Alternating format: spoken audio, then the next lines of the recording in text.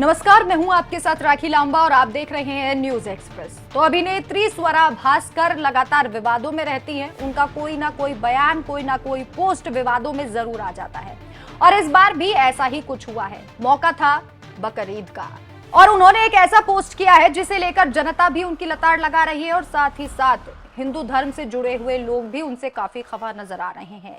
हाँ, ये बात अलग है कि स्वरा भास्कर की विचारधारा इन दिनों कुछ ज्यादा ही अलग थलग नजर आ रही है, जिसे लेकर वो निशाने पर दिखाई दे रही है।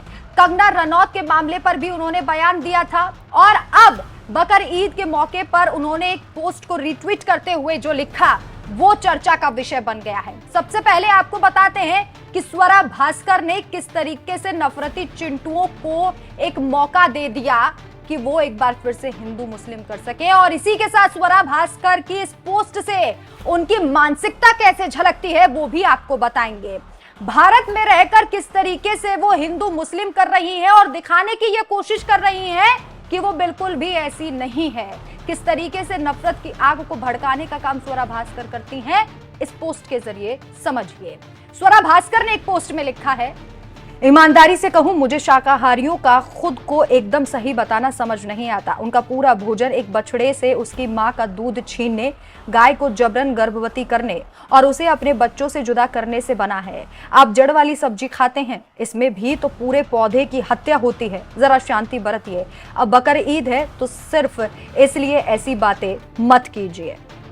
अब इस ट्वीट के बाद स्वरा भास्कर लोगों के निशाने पर आ गई हैं। चंदन शर्मा नाम के एक यूजर ने लिखा है, किसी ने स्वरा जैसा नीच बुद्धि का औरत देखा है? स्वरा भास्कर और उसके मुंह बोले भाई यानी उसके वर्तमान पति को बकर ईद मुबारक। स्वरा ने लिखा है उसका हिंदी अनुवाद, ईमानदारी से कहूं तो मुझे शाकाहारियों की ये आत्मसंतुष्टता समझ में नहीं आती। आपका पूरा आहार एक बछड़े को उसकी मां का दूध ना देने से बना है। गायों को जबरन गर्भवती करना और फिर उनके बच्चों से अलग करना, उनका दूध चुराना।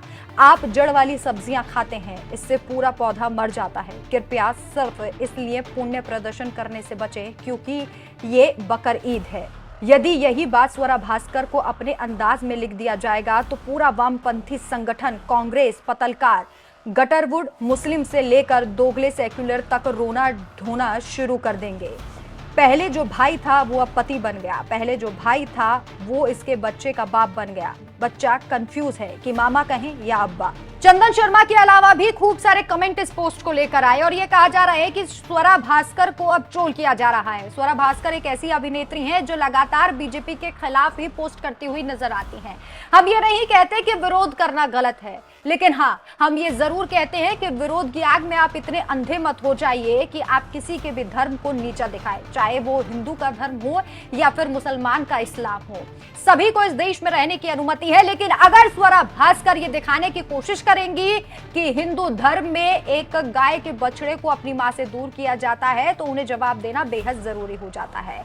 बहरहाल, जिस तरीके से स्वरा भास्कर को अब लताड़ लगाई जा रही है और ये कहा जा रहा है कि स्वरा भास्कर ने नफरत फैलाने की कोशिश की, इस पर आपकी क्या राय है? हमें कमेंट करके जरूर बताएं। नमस्कार।